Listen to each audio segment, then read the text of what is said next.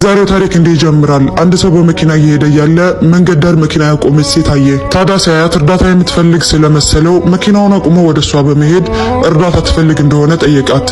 እሷ ግን ለረጅም ሰዓታት ማንም አቁሞ ስላልጠየቃትና ሰውየውን ስታየው አለባበሱ የድሃ ስለሚመስል እርዳታውን አልፈለገችም። እንደፈራች የተረዳው ሰውዬ ስሙን ከነገራት በኋላ ሊረዳት እንደሆነ በመናገር ሊያረጋጋት ሞከረ።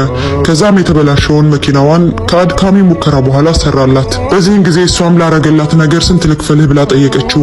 እሱም የእውነት ልትከፊኝ ካሰብሽ ሌላ ጊዜ እርዳታ የሚፈልግ ሰው ስታይ እርጂ፣ ከዛ እኔን አስታውሺ ብሏት ወደ መንገዱ አመራ። ከሁለት ቀናቶች በኋላ ልጅቱ ወደ አንዲት አነስተኛ ካፌ ሄደች።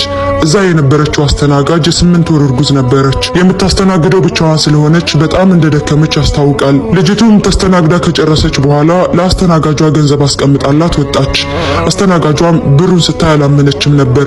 ልጅቱ ያስቀመጠችላት የ1 ዓመት ደሞዝ የሚሆን ገንዘብ ነው። ታዲያ ከብሩ ጋር ሌላ ወረቀት ተቀምጧል። ወረቀቱም እንዲህ ይላል፣ ውለታዬ የለብሽም፣ አሁን አንቺን እንደረዳሁሽ እኔንም አንድ ቀን ሰው ረድቶኝ ነበር፣ ልትከፊኝ ከፈለግሽ አንቺም ሌላ ሰው እርጂ ይላል። አስተናጋጇም ስራዋን ከጨረሰች በኋላ ለባሏ ደስታዋን ለማካፈል በችኮላ ወጣች።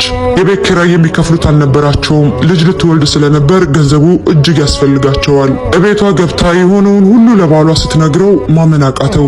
ከሳምንት በፊት አልቀበልም ያለው ክፍያ እቤቱ ድረስ መምጣቱ እጅጉን አስገረመው። ደግነት ራሱ ይከፍላል።